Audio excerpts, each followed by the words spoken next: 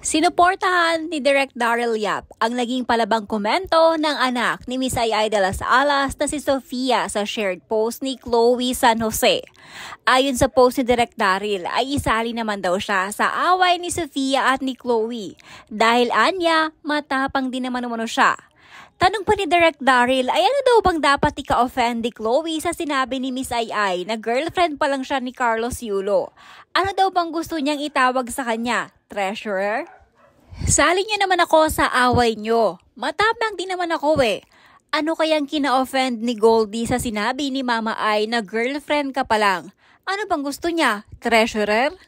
Dahil sa post na ito ni Direk Daryl ay hindi na iwasang magkomento ni Miss Ai dito.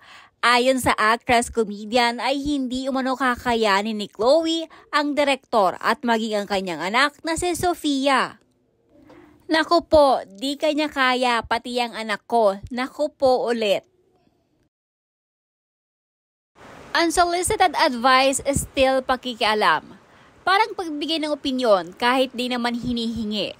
Mind your own business kumbaga. Ayon na karma at bumalik sa kanya. Porket matanda akala nila okay lang makialam sa buhay ng may buhay. Tapos kapag binalikan sila, magpapa-victim at sila pagalit.